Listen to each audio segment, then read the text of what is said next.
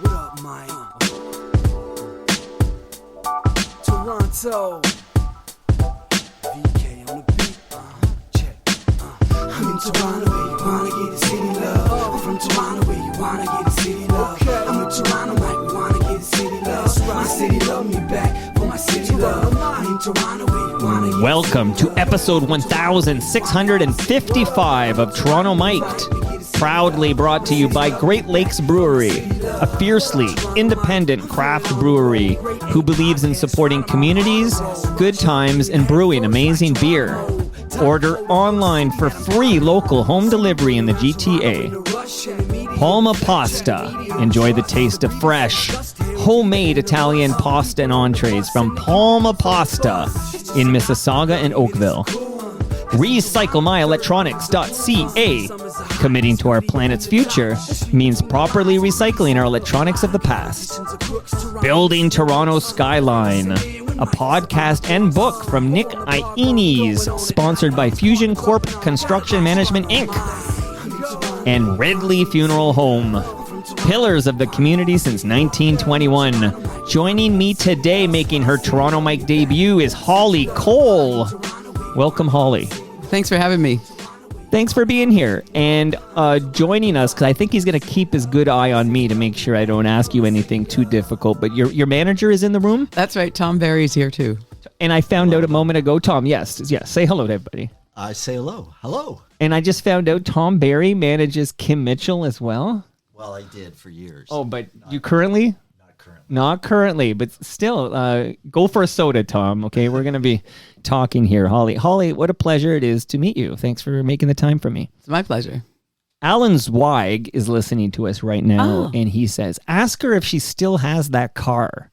I don't still have that car. But what are we talking but hello, about? Alan. I used to have a 1968 Gran Torino convertible, and I had it for a long time, and but it became well, Alan. I'll tell you. Hello, Alan. I haven't seen you in a long time. It became impossible. I had to have two parking spots for every time I had to park it, so it became kind of unwieldy to drive it around. Yeah. Okay, I didn't know, because he sent that because you were scheduled earlier, then you went to Japan, or maybe. Yes, yeah. We went to Japan just a little while ago. We got back about a week and a half ago, yeah. What was Japan like? How was that? Well, it was great. We hadn't been there. We'd been there a lot of times, but we hadn't been there for quite a while. We were there actually during the earthquake, the huge earthquake that was there. Wow. And we've been back once since then. But it was great. I mean, we have a lot of fans there and friends there too. And so it was great to go back. We had great shows. We play at there's clubs there. They have clubs there that are unlike any club I've ever been in, even Europe, but also North America. Like the sight lines are brilliant. There's no bad seats. They're big, but not too big. And the sound is impeccable, absolutely. And the whole focus is on the band. They don't serve any food or drinks during the show for the whole thing. No distractions. No distractions. They don't use their cash registers. They all just stand there. Like, it's really about the show, and so there's nothing like it here. And it's a great intimate way intimate venue for music. For mine, it's perfect. Is it fair to say Holly Cole is big in Japan? I guess so. I just wanted to say big in Japan. I know. All right. So I kind of announced this was happening, and then it got postponed, but here you are. But back whenever I promoted it initially, there's a gentleman named Mike from K-Dub. And Mike from K-Dub says, we saw her a few months ago. Love her voice. So hello to Mike from K-Dub. Hi, Mike. Thank you. Ken Chase said, I've been revisiting her catalog lately. I love Holly. What great timing. So Ken thinks I booked this because he's been revisiting your catalog. That is why. Why. You know what? That Ken Chase is a powerful person here. And ignorance of me. So I had a guest on yesterday who's from Halifax, and he's in Sloan. Big freaking deals. And I said, do you know Holly Cole? And he goes, no, but I know Holly McNarland. And I'm thinking, yeah, those are the two great Canadian, like, Holly singers or whatever. But then I was thinking, Toronto ignorance. I think everybody from Halifax knows each other. Like, I just assume, of course, you're both from Halifax. You're similar vintage. Of course you know each other. But he didn't know you. But I'm just curious if you could tell us a little bit about, coming from Halifax, and a little bit about your father, because I was reading into your father, who was a famous radio guy at CBC. Yeah, well, coming from Halifax, I mean, you hear a lot of music about the ocean, a lot of music of the sea, and I love that. And my dad used to play that kind of music for me, but he was a classical guy. He had a show, national radio show on CBC, 2 different ones. And he played a lot of music for us as kids. But I want to talk a little bit about Holly McNarland for a moment. I love Holly McNarland. Because I think that it's not so much that everyone from Nova Scotia knows each other; it's that everyone who's named Holly knows each other. And so I met Holly. And we hit it off at what's it called, Lilith Fair, and we were both playing Lilith Fair a long time ago. Of course. And we ended up. Am I allowed to swear? You can swear, yeah. Am I swear? Okay. I'm going to blame Holly McNarland for the swearing. Okay, is that she would play her set every night. We would do our set. She would do her set, and we would hear her. And as the band, we would go and listen to her. And she had this tune that went that, her music's quite different than mine. Yes. And it was you couldn't really hear the words sometimes. And so she'd go every night. She'd go la la la la la, but I fucked him anyway. And so every night we would all fill in the blank. Well, he was a blah, blah, blah, blah, but I fucked him anyway. And so every night after her show, we would say Holly, and she'd go, "What did you fill in the blank with tonight?" Because we didn't know what she ever said. And anyway, I thought I'd share that story. No, that's great. Because I listened to a lot of CFNY in the '90s, and "Numb" was a big song, but there were a few Holly McNarland songs. "Numb" being a really big one, but she fit right in. Funny that the guy from Sloan knew Holly because they were neighbors for years. This guy, Patrick Pentland, but they were side by side on CFNY, but we weren't hearing any Holly Cole on CFNY. Well, yeah, that's too bad. But that just didn't fit, right? The alt rock. No, not really. But Holly McNarland, I think, is from BC, not from the Maritimes. I think because they lived together in Toronto. So like the Sloan guys moved to Toronto, and then Patrick was a neighbor of Holly McNarland in Toronto, and I think Holly's still in Toronto now, and you're here too. Like you all end up here eventually. One thing, just to interrupt for a second. Okay, Tom, get right on that mic, buddy. One very kind of interesting thing back in '89, sure, when I ran into the Holly Cole Trio. It was in places like the Rivoli or the Bamboo. It was like alternative Queen West Street, where you'd walk in, the audience, it'd be a full house. There'd be punks sitting at the lip of the stage at the front and university profs at the back. It was really, me not being able to pull CFNY really bothered me after a while, because our audience was seriously right up there. Right. Yeah, demographic. I'm glad you spoke up on that, because it's kind of jazzy and maybe it doesn't fit, but why not, right? Like, you're right, Sky Diggers. Like, I'm just thinking like that scene there, L'Étranger. I just had, I remember, Charlie Angus is making the rounds these days, and Andrew Cash and all this. This whole Blue Rodeo, like this whole kind of Queen Street. Shout out to Charlie Angus. Yeah. He was just here a few weeks ago, and I asked him about Wayne Gretzky, and he had a great soundbite, so I cut out the video and I shared it. It went kind of viral or whatever. And then I saw it was on This Hour has 22 minutes. Like, they just drop in, and then no credit. Tom, what do you think is my new manager? Like, they should put like Toronto mic'd on the screen when they show. Completely. They steal something from my YouTube account, right, Holly? No, I agree. Okay. Yeah. Man, I'm mad at the CBC now. But one further interesting thing is, like, these kids would come up to us after the show and say, "Holly, I really love that song. Man, I love. How did you write that?" Oh, well, they're going to get it. So I'm going to start playing some Holly Cole and get through this quick. And I got a lot of new Holly Cole. I want to talk about the new stuff in depth here. But along the way, I have a fun fact about one of your big jams here, where I think a lot of people my age think it's a Holly Cole song. Like, they think you wrote this song, but we'll get to that. But let me just because Holly, to me, when I think of the name Holly, I think Christmas time, like holly, like deck the hall. Sure. Like, Holly's a very Christmas name. And so is the last name Cole, like a lump of coal in your stocking, And this is your real name. Yes, it is. Yeah, that's right. Show me your birth certificate, Holly. It's okay. But here, let's start here. Hold on. Let's drink it in a bit. Very far. The snow is falling down. It's colder day by day. I miss you. The children will sing. He'll be back at Christmas time.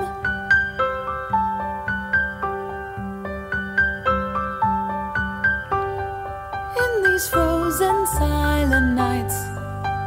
Sometimes in a dream you appear outside under the purple sky. Diamonds in the snow sparkle. Our hearts were singing. It felt like Christmas time. Now I know it's March, but it's feeling like Christmas time in here now. So of course, your father, noted radio broadcaster on CBC, growing up in Halifax there. But this is the sort of the Holly Cole coming out party here is like Christmas blues, right?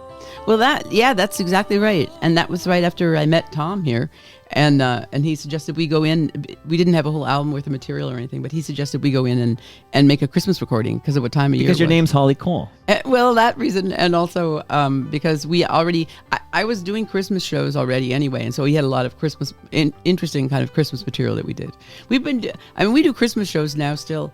And it's interesting to me because my feelings about Christmas are sort of mixed, and I think that's why the Christmas shows became so popular. Is because I think a lot of people feel that Christmas is great and awful at once. Well, Mish wrote in when she heard that you were coming on Toronto Mike, making your highly anticipated debut, wanted some memories of these Christmas concerts, like Holly Cole Christmas. Where this is the 4-song EP Christmas Blues is of course a great Pretender song, but this is where it all begins in the late 80s. That's right. So do you have any memories that you could share with Mish of your Christmas concerts? Oh, well, many. They're a different breed than the regular concerts that we do. And because people come in, people are dying to relax, kind of thing, and people, because of the time of year that it is. And so people come into the show with they want to relax, they want to celebrate, and they also want to do what I'm doing, which is like poke a stick at Christmas, kind of. And also I'll tell you this much. I'm working hard up there keeping Santa Claus sexy. I mean, that's a tall order. So but anyway, the show is those shows are fun to do because everybody's dying to relax and have fun, and everybody's kind of loving to make fun of Christmas a little bit. I feel like Santa is like 100 push-ups away from being sexy. Like he's just got to work on that beer gut, right? That's right. He hasn't been drinking too much Great Lakes beer. Yeah, I think you might be right. Okay. On that note, since I mentioned Great Lakes beer, do you drink beer, Holly? Yeah. Fresh craft beer brewed right here in Southern Etobicoke, because I got Great Lakes beer for you here. Oh, do I get to drink it now? Yeah, do you want to? Well, it's funny. Today they launched the Sunnyside Session IPA, so this one's cold because it was. Right. I mean, if I check, it was like brewed like. I'm so thirsty. And that That's one, great. crack that open here Okay. on the mic though, Holly. This Okay, is an I exciting will. moment here.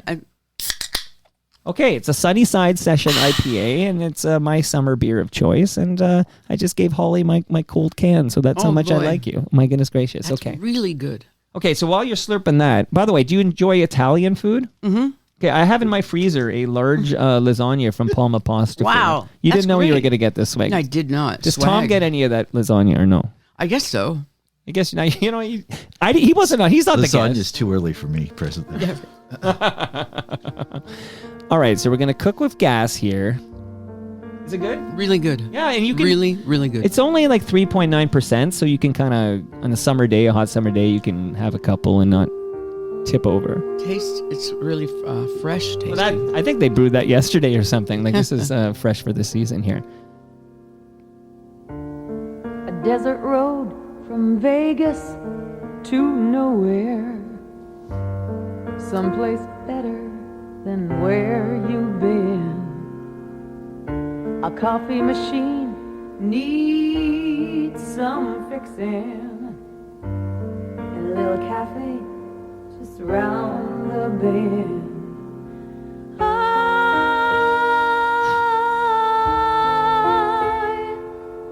am calling you. I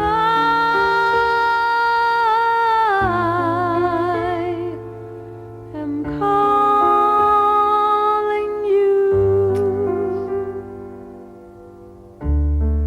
A hot, dry Earlier, I said you were big in Japan, but I wasn't fooling around. Like this calling you, and again, gonna cook with gas till we get to the new stuff. But of course, there's Get Girl Talk in 1990, and then there's Blame It on My Youth, and then this song goes to number one in Japan, right? Calling You. Well, this song was is the sole reason why we're well known there. People in Japan, people sometimes call me this. They call me Calling You. Hi, Calling You. Like that song was such a big song there that's become my name. But I'll tell you though, how that happened is so great because it's so grassroots. We had our first record out, Blame It on My Youth, and for the world. And I figured out at the time that what they do is they shop it around and they decide which market just is going to release it. And so they go to Australia and they go to Japan and they go to Europe and everything, and they say yes or no. And Japan said no. And but this is also what they always say is if they say no, they say we love it, but it's just not right for our market. And so that's what they said. And then so we released it, everywhere else. And what happened was the U.S. started noticing that there were lots of units leaving the U.S. Like being exported. And what had happened was in Japan, there was a DJ there who was actually allowed to play what he wanted. And he was a national in Japan, and he had gone into a listening booth, like when they had those Tower Record listening booths. Of course. And he heard this song and bought the record and then played it on his show, and he got deluged with requests and questions and everything. So he kept playing it, and then people started buying it. And so I had, and then before I knew it, I had a hit record and I had no record out, like a hit single with no record out. And so the Japanese record company went, we meant to actually release it, and then it became the biggest record on Tokyo FM. No, on the record label, on Okay. Toshiba EMI, Toshiba EMI. Wow. So it became their biggest record that year, and that story's wild to me. I know. Similar story I've had on this DJ from Cleveland named Donna Halper, and Bob Roper sent her this. Tom knows this story, but Bob Roper sends her this. There's a new trio out of Toronto named Rush, and they have this new album, and he sends it to her, and she's playing the album, and she hears this song called Working Man. And she's like, Cleveland's kind of a working man town. And she starts playing Working Man, and everybody's requesting it. And next thing you know, they don't have anything for sale. It's all of a sudden Rush breaks. So this is your story, Calling You. Yeah. And from now on, I'm going to call you Calling You. That's Okay. Jeez. It's a middle name. Well, Only calling you Cole. Really? Right. Why not? Well, it's interesting doing this interview because this is the only interview I've done in North America where they do this all the time in Japan, whereas they play your music in the background while you're talking. Oh, so I didn't know Japan got this idea from me. I didn't either. CBC steals my stuff. Japan stealing my style. Well, you know what? Maybe the last show I went on, not this last tour, but the tour before. Yeah. They did that. In Japan. In Japan, yeah. I talked, and the name of the show. Let me guess. Tokyo Mic'd. No, it's called Midnight Fingers. Okay. Yes, it was. Okay, I might change my name now. That's not, so you mentioned, I think before we start recording, because I'm about to get to that song. Yeah. I think there's a lot of people my age who think, that's a Holly Cole song. But you don't typically do the hour interview. You said, how long is this going to be? And I'm like, it's like an hour. And you're like, that's a long time. So what's a typical length for a Holly Cole interview? It depends on if it's radio or what kind of interview it is, but maybe 15 minutes, something like that. Okay. Yeah. But you're game to go at least an hour here. I've got a beer and everything here. You got a beer, and there's a bathroom over there. That's and right. I got Tom here. I'll ask him Kim Mitchell questions. Sure. Gopher Soda should have been a huge hit in the States. It was. I said this to Kim. Okay, this is a quick aside here. But I Zoomed with Kim, and he tells me that the label was preferring Twisted Sister. This is the story Kim's telling. Is there any? Well, he it said was Atlantic Records, and it was the 80s, and it was hair bands, right? And so and they didn't quite get go for soda. What are you talking about? Soda? Nobody goes for soda. And but the track was just so great that it okay. So when he seems to think, this is Kim talking to me, that the label was preferring "We're Not Going to Take It" by Twisted Sister, and therefore sort of didn't push Go for Soda by Kim Mitchell. And he kind of, if you listen back, he's kind of basically, that's the moment he feels where he got screwed over by this U.S. label, and that he ends up coming back focusing on his home and native land here. Tom, see, Tom's like, why is he spilling all this tea on Toronto Mike? That's what you're thinking. No. I mean that song got us a full special guest slot on Bryan Adams' tour when Adams had Heaven, and he was huge. That's a U.S. tour? Yeah. Okay, that's a big deal. Yeah. So, I mean, it was the 90s. It was hairband time, and it was crazy out there. It was Atlantic Records, which was, a big rock label, and they obviously preferred American rock acts. So, And Soda was maybe Soda was not edgy enough. well, exactly. I mean, Yeah. nobody goes for, not too many people go for Soda, especially not rockers that listen to MMS in Cleveland. Well, listen, Kim Mitchell has to be in the basement for his next appearance. No more Zooms for him. But I have Holly Cole. You mentioned the 90s. Let's get to this one right now.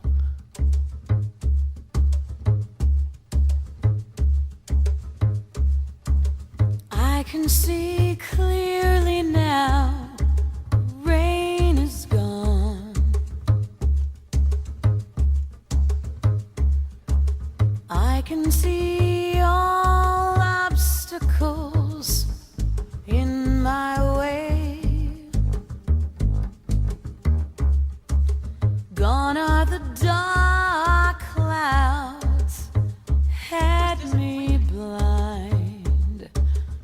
It's gonna be it's gonna be bright, sunshiny day. You can talk over it if you want. Like, it's it's not the CBC here. I'm mad at them, so, okay. Holly Cole Trio. So, multiple questions here. But before I get to the questions, but I can see clearly now, is there any truth to the rumor I heard, Holly Cole, that you were possibly asked to be Kim Mitchell's background singer at some point? Well, the reality is this: when Tom Barry first told me, I had my trio that I was working in clubs and stuff on Queen Street West with all the bands that you mentioned earlier, and when Queen Street West was a really big, vibrant scene and stuff, with burgeoning acts and stuff. Tom Barry, who I knew as Kim Mitchell's manager, phoned me and said he wanted me to come into his office for a meeting, and I thought, oh my God, the background singer, the usual background singer for Peter Fredette. Peter Fredette, a great, brilliant singer, Yes. who sings with Kim Mitchell. He's quit band or something or whatever, and they need a new Peter Fredette. And Tom Barry's phoning me, and he wants me to go, don't ask me if I'm still in love, and all this stuff. And I was like, that's the bomb. Oh my God, I can't believe it. I'm so excited. And so I went down there all excited, and he said, and he said he wanted to record and be my manager and record my trio. And I was like, oh, I thought you wanted me to. And then later, Why not both? Later, as you'll remember, as you put a drum kit in your living room and became were on your way to being a drummer as opposed to a singer. You wanted to perform on All We Are in some way as a drummer. I can't remember. Oh my God, I forgot about that part. Wow. I forgot about that part. Jogging some memories At one point, here. Holly had a drum kit in her living room downstairs. Upstairs in her bedroom. Yeah. It was like 3 drum kits in the house for a jazz singer. That was pretty. It was always pretty interesting. Oh, that's amazing. Okay, so anytime a Kim Mitchell story crosses your mind, Holly, just spit it into that microphone here. But Okay. good advice to all listeners. So good advice is to just don't smoke in bed. That's my advice to all the listeners. Okay, so quick question. Holly Cole Trio is how I first came to know you. Holly Cole Yeah. Trio. Now it's Holly Cole. So, what's the distinction there? Holly Cole Trio, Holly Cole. What's the deal there? Well, it's not a trio anymore, essentially. We added drums and horns and a number of other players. And there was this core trio that we had with David Pilch and Aaron Davis was really about being a trio. It was a triangle. It was a whole... it was like that. And then as time went on, I decided to expand the sound of the band. So that's how that happened. Okay, so Holly Cole Trio is credited with I Can See Clearly Now, which to me, this was, at least from my vantage point in Toronto, Ontario, Canada, this was when Holly Cole became a household name. Yeah. Like, this was just huge. And absolutely, I feel there's a lot of Gen Xers listening to us right now from Toronto, Ontario, Canada, who either didn't find out this was like a Johnny Nash song until years later, or never found out, and they're finding out right now that this is a cover. But tell me about I Can See Clearly Now, if you don't mind. Well, it's funny you should say that, because that's the Johnny Nash album, LP. That's the first piece of recorded music I ever owned, and it was an LP. Wow. And so, yeah, I think I was 10, and my dad gave it to me for Christmas. And so that's funny that song became actually the biggest song for us in Canada. Yeah. And it was just well, you know, the thing is, people nowadays, kids usually have tons of CDs, you know, and also just the ability to listen. Well, to now they just want. call for it, and it comes out into the air. It's a whole different ballgame. Well, it's totally different. You're right. It's a totally different ballgame when you save every bit of your allowance for weeks and weeks on end to buy one thing, and then you buy it, and do you ever listen to it? You know, Holly, you know what I always say, because I'm thinking now of like In Excess's Kick, okay, which is a cassette I bought with my own money when I didn't have much money, and it was a big deal. But I made this bad example because that actually is a playthrough. Like, but there were albums you'd buy where they had the single you heard on the radio, Yes. 680 CFTR, and there was another song that might be pretty good, but then there was a lot of filler that wasn't Yeah. very good. But you worked your ass off to like that whole album because you paid your hard-earned money for that you made at McDonald's or whatever. It's true. And also, even if, I mean, hopefully it'd be better if it was like, it was a really good record through and through. Right. But even if it isn't, there's something, especially for budding musicians and stuff, you learn more from really learning one thing, even if it's not the best thing in the world. Hopefully it's a good thing. But you learn more from really analyzing one thing than you do from listening to a million things for a little while, you know? Absolutely. So I Can See Clearly Now. How important is much music in the in this country for breaking Holly Cole? Well, then it was pretty important. It was pretty important, and the funny thing about it is that I didn't like videos very much. Videos to me were things that replace your imagination, kind of, you know. I liked listening to songs and creating my own imagery. And the thing, videos are so powerful that you could hear a song for your whole life and then watch a video of it, and it will replace your images, the images that you've made. And so that made me not happy about videos. But the thing is, videos were there, and so if they're going to be part of it, then make a good one. Well, you know, video killed the radio star. There you go. You heard that? But what that video, like here I am, 50 years old, and I can still see that video for I Can See Clearly Now. It was, I'm telling you, we went to Costa Rica to make that video, and it was an absolutely wild experience that we had there. And I was sitting in some of the scenes and stuff. I was in this volcanic. We were at an active volcano, and there was all these steam baths, places where people go to get healed or something. But the thing is that when there's too much, on certain days there's too many minerals in it. Oh no! And people aren't allowed in. But we had a deadline. Whatever it takes, right? You're willing to risk your There's life. scenes where it's like, I look all fabulous, but I remember going, oh, somebody. It was very woozy. No wonder it was such a good. But it was such a good video that it got a Juno nom for best video. Yeah, it's true. What video do you remember, or Tom? Do you remember what video won that award in whatever that was, 93? I guess it was. No. Or 94? No, you don't remember. Not a chance. I need to know what video beat you out for that Juno award. I don't know. I'm still resentful about that, though. Well, you did win a Juno, though. We should point out. So how many? You got one for Best Contemporary Jazz Album in 1994. Yeah. Where would I find that Juno award today? Is it on display proudly somewhere? It's in my living room. Okay, it really is. Yeah, there was a couple of them. Yeah, there's a couple Jazz of them. Vocalist of the Year. Okay, so how many Junos you got on in that living room? Two Okay. Junos, yeah. It's two more than I got. And I also was nominated this one year. This is a bizarre thing. Early on for this record, "Don't Smoke in Bed." Yeah. This one year, they had anyway.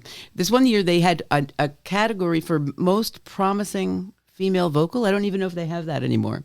But I guess they had, sometimes they'll just invent a category because there's a whole bunch of people in that category.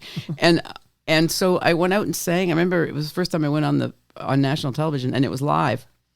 And I chose to go out and sing unaccompanied. So I just sang the song "Don't Smoke in Bed," just standing there with a microphone. But you have a beautiful voice, and you can do that. Oh, thank you. You know you have a beautiful voice. Oh, thank you. It's not news for you, right? I want to make sure you're not just learning that here for the first time. Okay. But okay, amazing. So you got a couple of Junos proudly on. I asked that question of everybody with a Juno, and then sometimes you find out they're like in a box in an attic or in a basement or something like that. I'm like, get those Junos.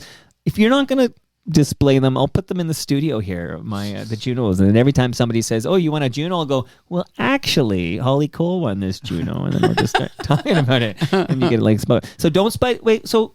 Did you said you were nominated for best new woman recording artist or something like that? Yes. And is that for Don't Smoke in Bed? Well, that doesn't. I know it isn't. That's why But it doesn't make sense, It doesn't right? make sense. You're right. But this. Maybe because I sang the song "Don't Smoke in Bed" is why. Yeah. Oh, so that would have been an earlier record. Yeah. Okay, I was gonna say, come on, but they did. I think Alanis Morissette was like nominated for like her second. Like she had already had a career as a pop, like a Tiffany kind of style. That's right. And then it's like we get a restart. You can just do that. Well, she's talk about reinventing yourself. I mean, she's really an example of that because that other music was unrelated. Never too hot, never too cold. You take your best shot. Too hot to hold. Oh no! Much music. Really? I watched a lot of freaking Much Music, Wow. and it was played all the time. Yeah. Well, we needed a Debbie Gibson too. Like, we needed a Tiffany too. She's great though. I really like her. Oh yeah, there's this comeback of the year. Oh, by the way, I was chatting with Blair Packham on another matter, and he says, "I wonder if Holly Cole remembers me." So definitively, for the record, Holly Cole, do you remember Blair Packham? Did he work in a paint store near Earth Tones on Queen Street West? Well, he was a member of the Jitters. Oh no, that's the wrong story. That's the wrong Blair. Wrong Blair. He's gonna hear this, and he's gonna be tickled pink that you think, yeah, maybe he had a side hustle. Canadian rock stars need a But side I do hustle. remember him. I do remember him. Yeah. Okay. He's still out there too, doing really well. Yeah. He's Plays got a new lot. album. He's in the calendar to come back because That's he's great. got new music. Yeah, no, he's out there. He doing was it. married to Arlene Bishop. Oh, no. Speaking of your Yeah. your scene there, Yeah, yeah, that's a great episode actually. Arlene Bishop. Okay, so you mentioned Lilith Fair about a half an hour ago. So how do you become a part of? This is '98. How do you become a part of Lilith Fair? Does Sarah McLachlan just tap you on the shoulder and say, "Holly, it's time," or does Tom have anything to do with this? Tom, you tell us what's going on here. Well, an agent calls me and says, "How would you like to do? How would Holly like Maybe to do?" they were Lilith collecting Fair?" all the Hollies. I think they were just collecting all the women that sang. Well, you got one right here. Well, but that whole thing, that was wild. And there's no, I mean, we'd played festivals before, but this festival was nothing like any festival I've ever done before. It was, well, maybe because it was run by women. It was so well organized. You had free massages. You had, there was a chiropractor. You could get your back cracked. And they had vegetarian food and it was so happening and everything. And we were on the leg of it that was in Texas, and it was so hot. It was unbelievable. And people were passing out and ambulances were coming. Like, it was too hot. And but they totally took over and were giving out anti-heat drugs and stuff like that for people to take so they would be all right. Water. It's called water, yeah. It's called being organized too. But it was such a great festival. And you know what? I got to meet Bonnie Raitt there and got to know her. And she's kind of one of my idols. And I ended up, when I saw her there, I didn't want to bother her. I didn't want to bother her because Right. she's a famous person and stuff. And she said, "Holly," she comes up and I didn't. And she said, "I loved your second record, Blame It on My Youth." And I went, "Oh my God, I had no idea." And stuff. She said, "Look, what are you doing later? Sarah's meeting me in my dressing room and we're going to rehearse and she's coming up to do my encore of Angel from Montgomery. Do you want to do it?" I was like, "No, I'm too busy." No, I said, "Yeah, I would love to do that." So I meet with, and Sarah's there, and the three of us go over the background vocals. And so each night I came out and did the encore with Sarah McLachlan at Bonnie Raitt's encore, and then we ended up bicycling to the museum and stuff. And then I even helped dye her. She travels with her own hair dye, and she has that gray swoopy. Yes, I thing. do. Well, I helped her dye her hair, and we did the gray swoopy thing. And No wonder you're big in Japan.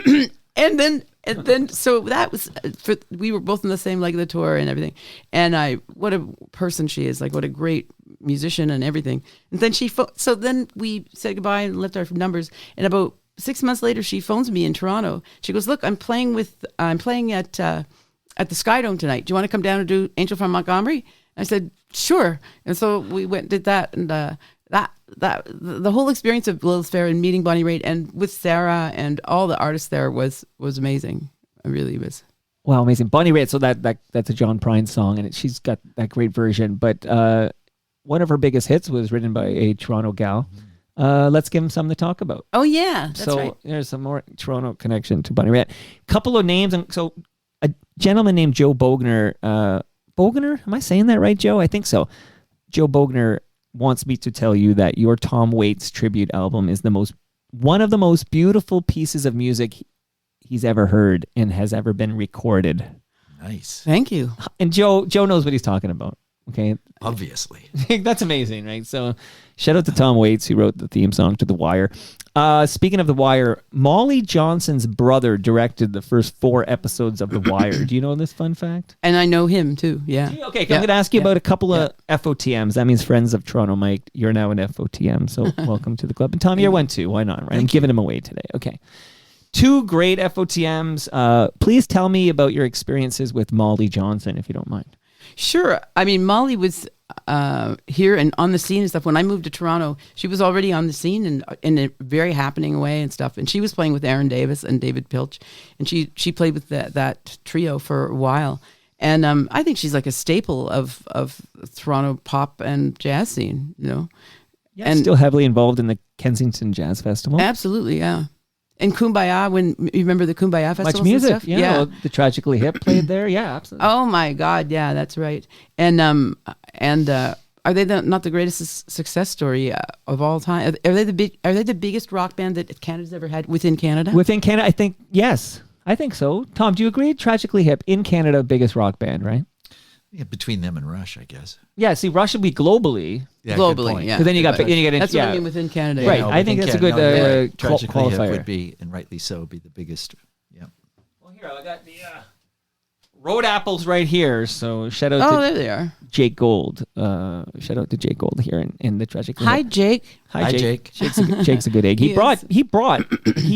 So you got Tom to drive you here, but Paul Langlois was here last summer, and Jake drove Paul Langlois from Tragically Hip down here to talk about the hip stuff. So, Jake, you're A-OK in my books, buddy. So one more name, though. So that's Molly, legendary FOTM, and legendary Toronto Mike episode, by the way. But another often discussed episode of Toronto Mike was Jane Siberry's Toronto Mike debut.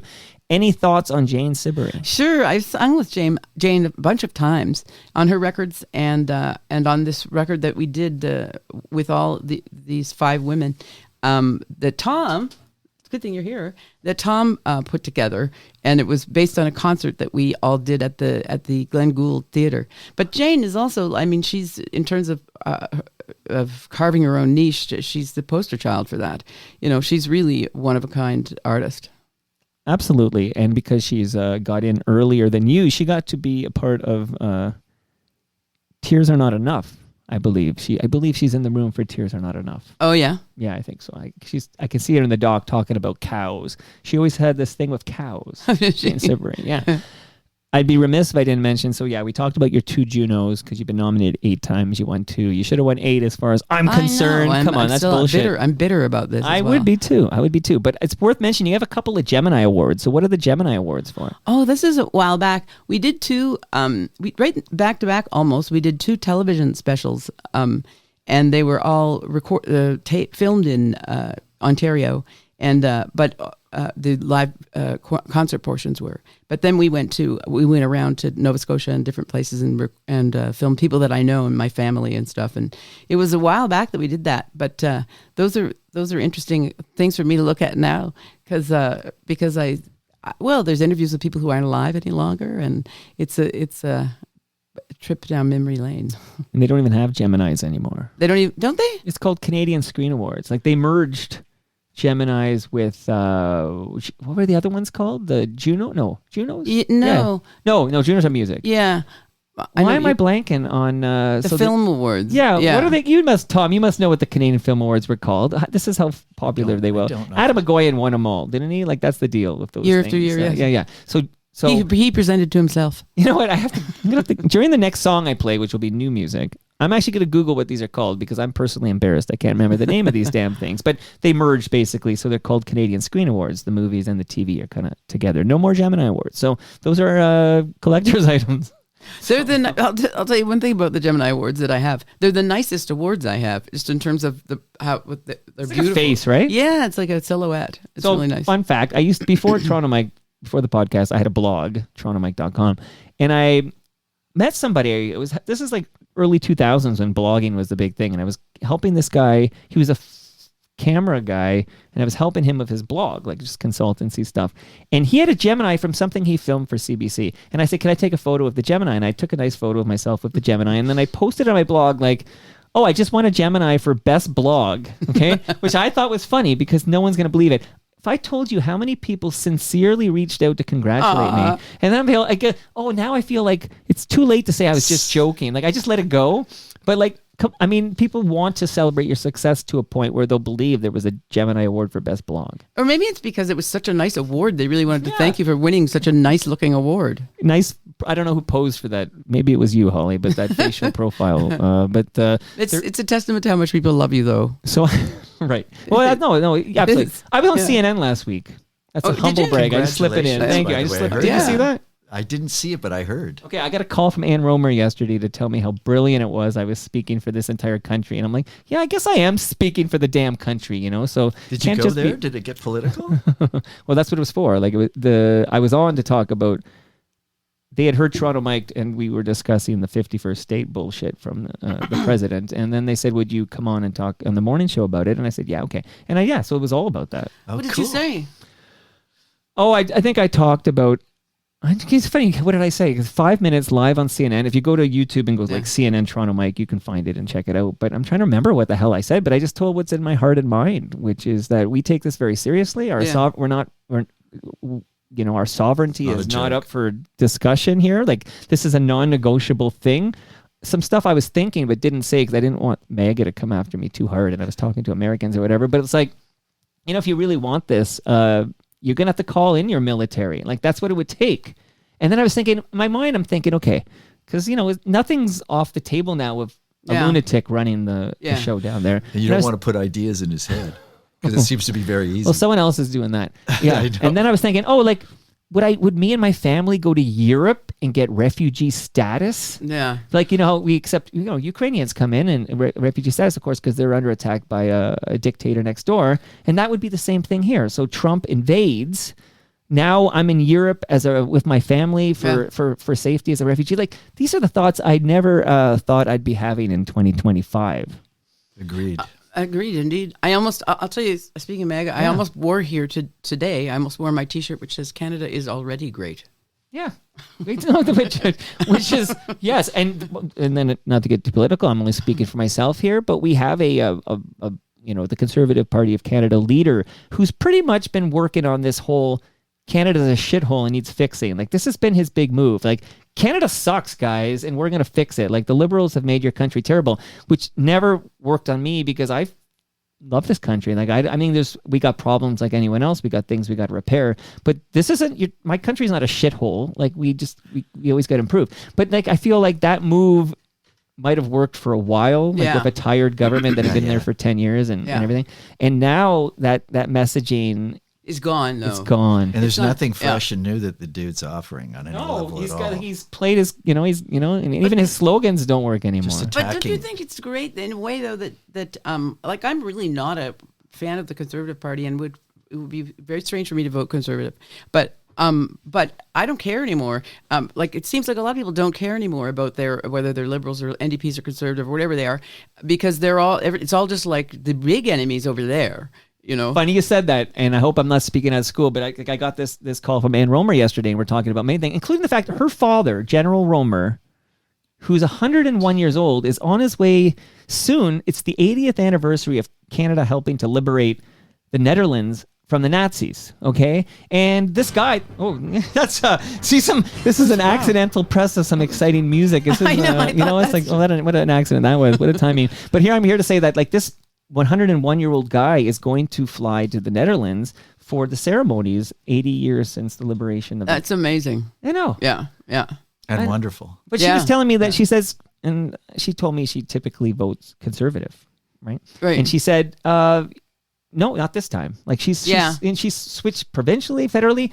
Like, so you're right. I feel like in this country, I feel most of us, it's fluid. Like we aren't married to like down. I feel like in America, you're either Republican or Democrat, and you always vote that way on the ticket. Maybe there's a few people in the mushy middle that voted for Clinton and also maybe voted for Trump. W or something like that. I know it's like Trump. Yeah, probably Trump. But anyway, so here I feel it's different. Well, it is. I think it is. The important thing is that it is now different because this is really the big guns. What are you talking about? Amalgamating Canada into the United States. And so everybody. I don't even like hearing you say that. Well, I know. So nobody cares anymore about those things because the big issue is that. Common enemy. Yeah. Nothing unites a people like a common enemy. I think you're right. It sounds kumbaya, right? Yeah. And a smart guy. Yeah, Mark Carney, you mean? Carney is I thought you were smart talking about guy. me, Tom. Well, that's obvious. CNN. Oh, so the last thing on the CNN thing, I finished my humble break. It's almost, guys, it's been 1 week exactly, and it's going to be gone soon. But the Chiron that was on the screen, when because I don't see the Chiron in real time. Like to me, I'm on this, what is it again? WebEx. Okay, so I'm here, but I only hear the audio. I don't see anything when I'm doing this conversation with the CNN woman, Audie Cornish.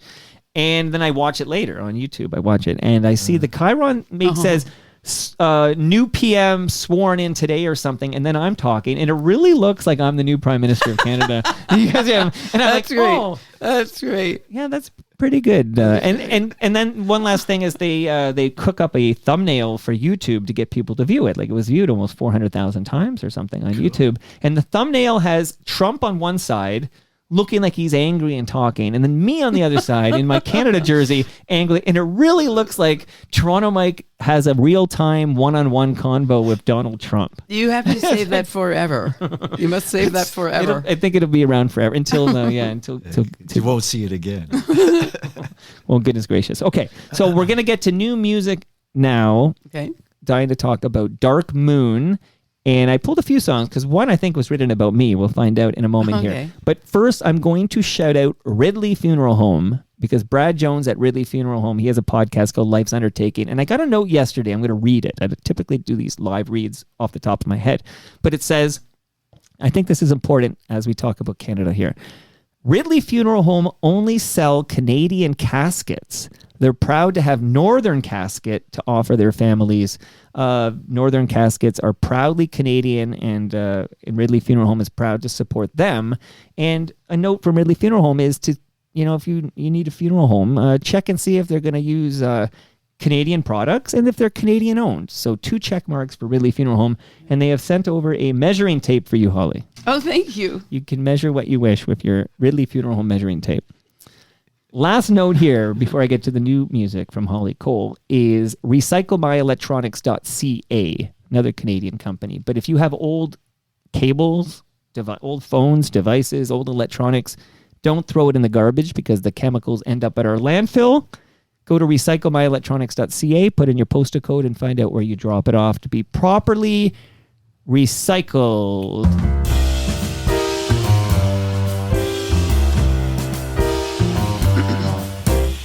No moon at all, what a night. Even lightning bugs have dimmed their light. Stars have disappeared from sight and there's no moon at all. Don't make a sound, it's so dark. Even Fido is afraid to bark. What a perfect chance to park and there's no moon at all. Should we want atmosphere for inspiration, dear? One kiss will make it clear. Tonight is right and bright, moonlight might interfere. No moon at all up above. This is nothing like they told us of. Just to think we fell in love and there's no moon at all. No Moon at All, originally recorded by Peggy Lee. Breaking news, it was Genies and Geminis. So the Geminis and the Genie, it was the Genie That's right, Awards. the Come Genie on, Tom. Awards. You're supposed to know this stuff, man. I'm a little disappointed. I'm in music, man. Not a music. Okay, only music for only Junos. Okay.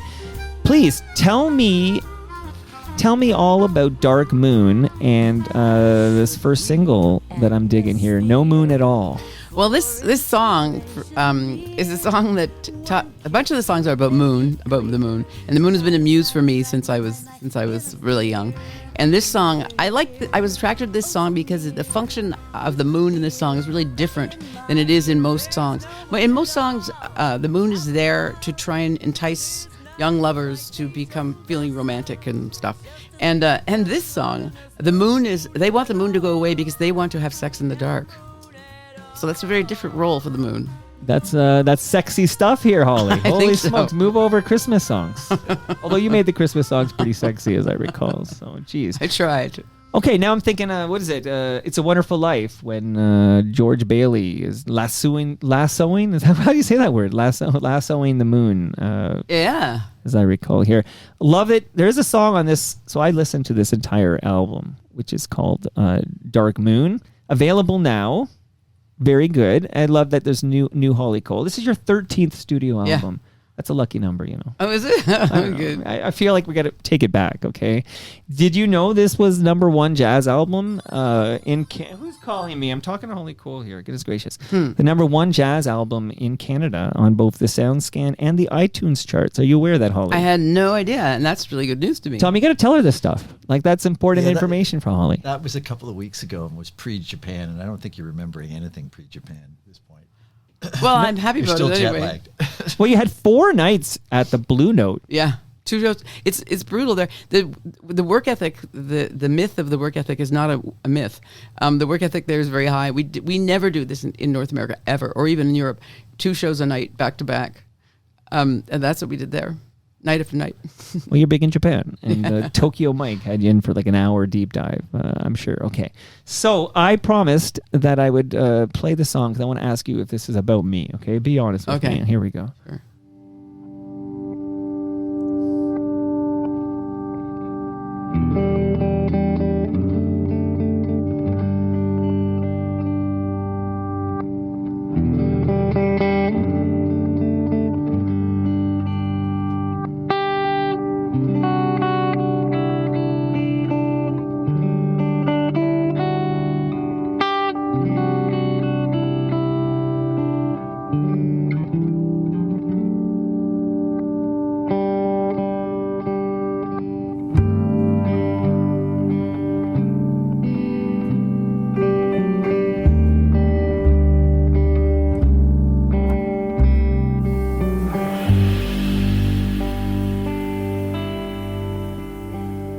Spread your wings for New Orleans, Kentucky bluebird, fly away and take a message to Michael, He sings each night in some cafe, in his search to find wealth and fame. I hear Michael has gone and changed his name. Well, it's been a year since he was here, Kentucky bluebird,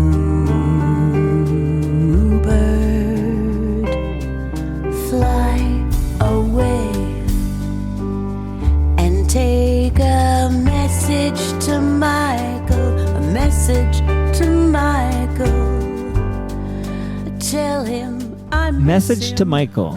Yes, How apropos.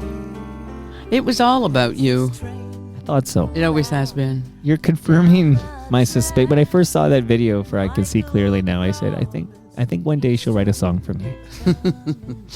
Well, that song, actually, to say the truth, that song I wanted to sing since I was a kid. And there's a few songs on this record that I've wanted to sing for a long time, and I didn't feel I had the exact right band or it was the right timing for some of the songs until to this record. So who is on this record? Aaron Davis, my long-standing piano player and friend. George Kohler, who's also played with me for a long time. On Kevin bass. on bass, yes. Kevin Bright on guitars. Davide Dorenzo on drums. Johnny Johnson on saxophone. Howard Levy, wonderful musician from Chicago, on harmonica. And the Good Lovelies, who are a band from Canada, who are beautiful, very nuanced singers, and they sing on Dark Moon. It was a pleasure to work with everybody, but they were new to me, so it was really a breath of fresh air, you know. Quite the ensemble. Yeah, for sure. Okay, amazing. If you could, like, alive or dead, if you could record with anyone who's ever existed that you If know I'm of. alive or if No, I'm you're dead? always alive. You've got to be alive. No Ridley Funeral Home required for Holly Cole. But if you could record of anyone who be they alive or dead, and why is it Burt Bacharach? Well, I would love to record with Burt Bacharach, but there's my mind. It's difficult to pick somebody. I'd like to record with Tom Waits, and he's alive. Yeah, you can still do that. So I could do that. But why did you say why Burt Bacharach? I don't know. I feel like you would be into Burt Bacharach. I am totally into Burt Bacharach, and I saw him like Kurt Swinghammer, another Kurt guy Swinghammer. from the Queen Street scene. Oh my God, I could tell you stories about Kurt Swinghammer. That Sam the Record Man print was a gift for my 50th from Rob Pruce from Spoons. And that's Kurt. a Kurt Swinghammer. I have a Kurt Swinghammer painting in my living room. Yeah, he's very good. He's great, and he's a friend, like from the Queen Street days, and we would go and do Sonny and Cher impersonations and stuff together at the Cameron House. What about Ron Sexsmith? Oh yeah, Ron Sexsmith. I'm just gonna start naming all the. And I'll tell you a story about each one of them. Okay, but go, yeah. and Ron and I have known him forever, and he, what a brilliant songwriter, great singer and performer. But he and we do a bunch of we've done a bunch of his tunes before, but we met up in England. And I remember years ago when we played in London. Remember that, Tom? And we convened at this little club and hung out and stuff. He really is a staple of Queen Street too, like a bunch of us from that time period. I mean, it's something that younger people now can't imagine, because there's nothing like that anymore. It's just not at all like that. I'm pretty sure. So Charlie Angus has been over a couple of times, but he was on fairly recently, and on ya. he's got a new book, I believe, about the '80s Queen Street scene or whatever. And his next visit, because he's kind of busy right now, he's following my lead on CNN. He's trying to save this country. Charlie and I are working our asses off on this, but his next visit is going to be all about the 1980s Queen Street scene. Oh, okay. So you'll come up again in that one for sure here. Well, you know, the thing about that time period that is so unique and amazing is that it was its own kind of little star system, you know, and people were it was all different kinds of music. Like there would be like a reggae band next to a jazz band, next to a rock band, next to a funk band, next to a country band, Sure. and all these characters, you know, Handsome Ned and all these Jim characters and Cuddy stuff. tells me Handsome Ned was everything for Blue Rodeo when they were. Well, and the thing is, we were all supporting each other too.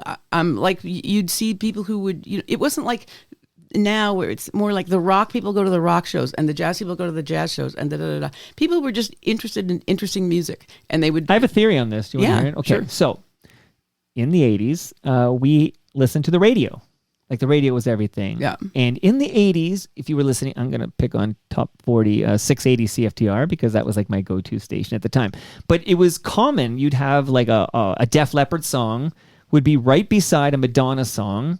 That would be right beside, I don't know, DJ Jazzy Jeff and Fresh Prince or whatever. And then like everything was, Yes. There was no genre streaming or whatever. That's it. And now that we live in an age of on demand, you only listen to what you want to listen to. Like I have a 20, I'm trying to get the ages right. I have a 23-year-old and I have a daughter who's about to turn 21, and they only purposefully listen to the music they hear. Like Yeah. my son will be like, I want to hear Neil Young, and then he will call for Neil Young in his Apple Music account, and he will listen to Neil Young, but he can't really, like, he won't be just listening to so I feel like back in the day it wasn't so genre streamed, because it was like it was all mixed up on these top 40 stations. For sure, and the thing is, how do you know what you want to listen to if you haven't been exposed to? You can't say no to something if you haven't heard it yet. 100%. And it's the same premise. You know what I used to do when I was going to Humber College to study music, I didn't have access to all kinds of music like you do now. So I had to go to the library.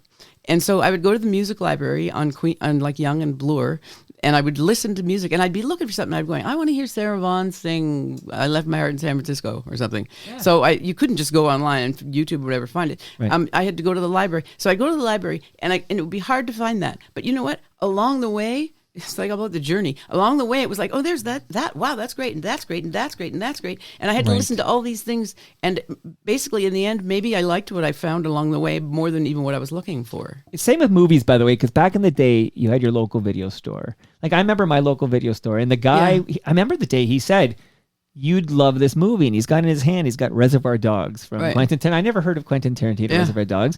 Today, if you have turned around the corner behind the curtain, you'll see a Pulp Fiction poster as like my favorite movie of all time. Right. But like literally, like you had these like curators, like these people were like, oh, you should try this. It's really same cool. with bookstores. You go into a bookstore and go, oh, I feel like this, and some. But now we're turning into a woman would come up and go, okay, I have about 4 or 5 ideas for you. Now that everything is, you call it on demand, it's just, and again, we do sound a little bit like Abe Simpson, like we're yelling at the clouds. Absolutely. It's just the difference between an algorithm deciding for you versus no algorithm on Toronto Mike here. No AI, no algorithm. Okay, I just want Tom and Holly to tell like it is in the mic. So you were in Tokyo, but you're next. I'm going to just shout out a few upcoming things. So you got, you're in Peterborough, the Market Hall Performance Arts Center.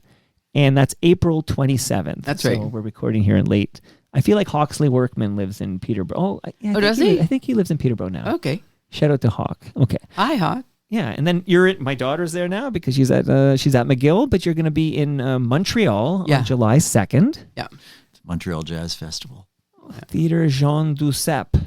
How's my accent there? Okay, Place de Awe. I won't even pretend. I have grade 9 French, but that's July 2nd, Montreal, and then we don't have the specifics, but there's going to be a Canadian Summer Festival appearances that are coming up, and you're going to head out to Germany in at some point, maybe in the fall. Maybe. Well, we're working on it. Okay, this is all top secret. You don't even know this stuff yet. Me and Tom are cooking up your that's right. your schedule.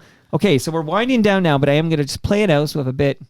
If I seem to scintillate, it's because I've got a date with a package of the good things that come with love.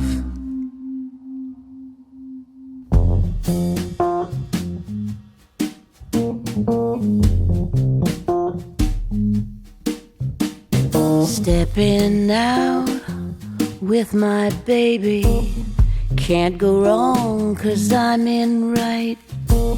It's for sure, not for maybe, that I'm all dressed up tonight. Stepping out. It's getting warm in here. My goodness gracious. This is we'll call this voice sultry.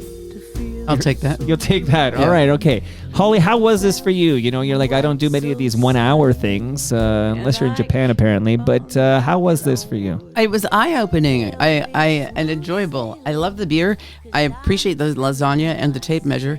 And I was really interested in to hear you talk about CNN and to revisit Queen Street and Kim Mitchell and all that. Kim Mitchell, got to get Kim Mitchell in the basement. He got the one Zoom because I'm like, I got to talk to this guy, you know.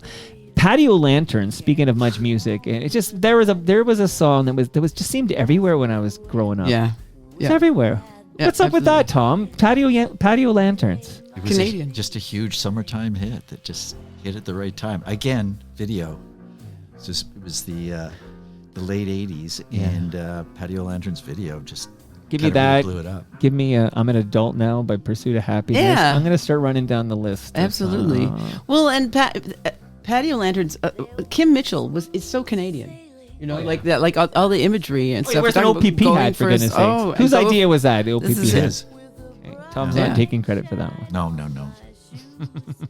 Holly Cole, as far as I'm concerned, give me a nice summer day. Give me my Sunnyside Session IPA from Great Lakes, and let me listen to some Holly Cole. That's what I want to hear.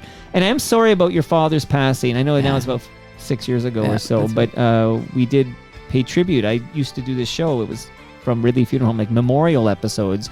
and we pay tribute. And I have the name because I missed it. I'm not cultured, but Leon Cole, your father's that's right. name, it was called RSVP. That's right. And if I were, I'm sure Andrew Ward, who's listening, was listening to RSVP. So you grew up with this music, and I'm sure that played a role in you becoming such a jazz singer. For sure. I mean, my dad was a classical musician, and he played classical music on RSVP, and so we grew up playing piano, classical piano. But as a teenager and stuff, classical music didn't really appeal to me so much. It does now, but it didn't then. And I think when I went to Boston, my brother Alan Cole, who's the single person responsible for me getting into jazz, is my brother, and he went to study jazz piano at Berklee College of Music in Boston. And I, at 15 years old, I hitchhiked to Boston. My parents were not really happy about that, and I arrived at his door, and then I heard jazz music, and I got immersed in the jazz culture there. He was living at the dorm, and I would sneak in and stay with him. And what happened was I heard jazz, and I think my ears had been being educated all these years by listening to classical music, unbeknownst to me. And so when I heard jazz, it was like all the complexity of and harmony and warmth and stuff of classical music, but it had a kind of a subversive edge. I thought it was like classical music for people who were bad. It's funny you said subversive, because Subversives is a great Lowest of the Low song, and this is a cover of a great Lowest of the Low song, Rosie and Gray from Shakespeare My Butt. What a segue. And that brings us to the end of our 1655th show. Go to torontomike.com for all your Toronto Mike needs. Much love to all who made this possible. That's Great Lakes Brewery, Palma Pasta, don't leave without your lasagna, it's in my freezer, RecycleMyElectronics.ca, Building Toronto Skyline from Nick Ines, and Ridley Funeral Home. Okay, Mike, get to the we're going to try to hit the post here. Let me see if I can get to my calendar to see. Okay, so Monday night, I'm recording with a great singer named Andrea Ramolo. So Andrea Ramolo is Monday night. And then Wednesday, it's Stu Stone, FOTM Hall of Famer. See you all then.